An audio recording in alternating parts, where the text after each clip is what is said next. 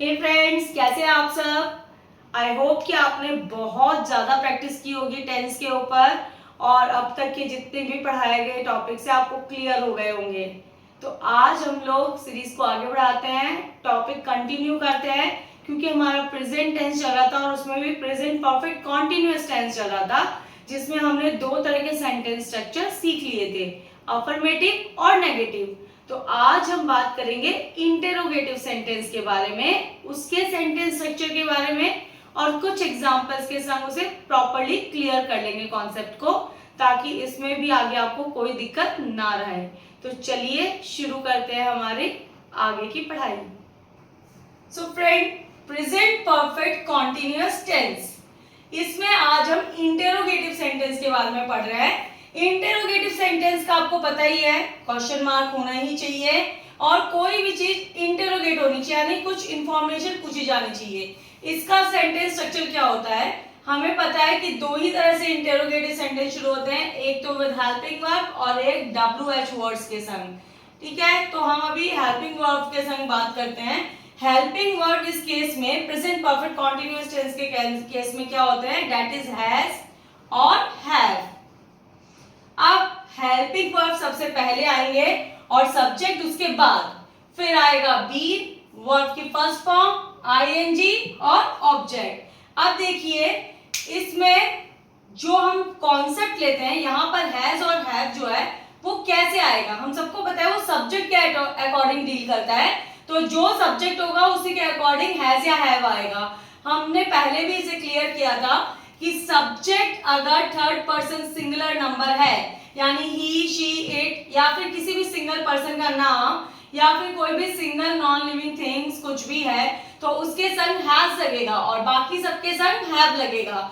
तो अगर सब्जेक्ट की जगह पे थर्ड पर्सन सिंगुलर नंबर है तो ही हम हैज को यूज करेंगे, अदरवाइज हम हैव को यूज करेंगे। देखिए कुछ एग्जांपल्स देखते हैं हम। पहला है आपके पास, have you been waiting her for 2 hours.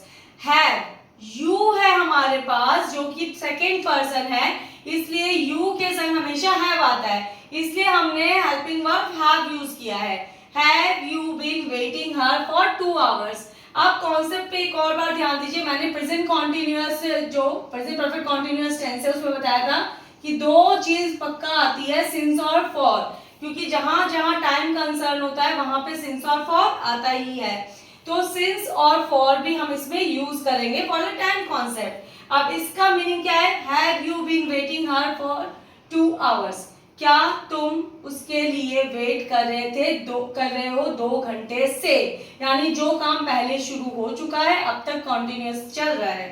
Next देखिए, has she been studying since morning. अभी यहाँ पर शी जो है वो थर्ड पर्सन सिंगुलर नंबर है, इसलिए हमने यूज किया है हैज इधर। Has she been studying since morning, इसका मतलब क्या है, क्या वो मॉर्निंग यानी सुबह से पढ़ रही है, यानी टाइम का बोला जा रहा है सुबह से।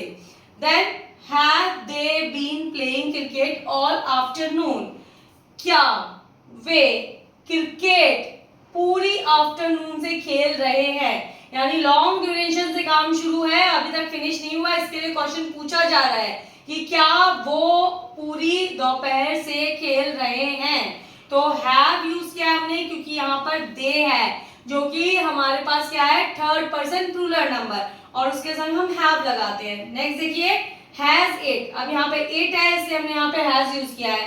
Has it been raining since last night, क्या कल रात से बारिश लगातार हो रही है, तो हमने इसके लिए क्या यूज किया है, हैज, क्योंकि हमारे पास इट वर्ड यूज किया गया है। नेक्स्ट है हैव, हैव के बाद वी, यानी सब्जेक्ट क्या है हमारे पास, फर्स्ट पर्सन प्लूरल नंबर, इसलिए हमने यहाँ पर हैव यूज किया है। Have we been working on this project, क्या हम इस प्रोजेक्ट पर काम कर रहे हैं, मतलब ऑब्वियसली लॉन्ग ड्यूरेशन से काम कर रहे हैं, उसके लिए ये बोला गया है। आई होप कि फ्रेंड्स आज जो भी पढ़ा है आपको क्लियर हो गया है टॉपिक। आप इसको घर पर और भी ज़्यादा प्रैक्टिस करेंगे, ज़्यादा से ज़्यादा इसको पढ़िए, इसके एग्जाम्पल्स को पढ़िए और खुद कुछ सेंटेंस बनाने की ट्राई कीजिए, तभी टेंस आपको प्रॉपर क्लियर होंगे। आपके बोर्ड एग्जामिनेशन में इससे बहुत हेल्प होगी और आप बहुत अच्छे से अपने नंबर सिक्योर कर सकते हैं।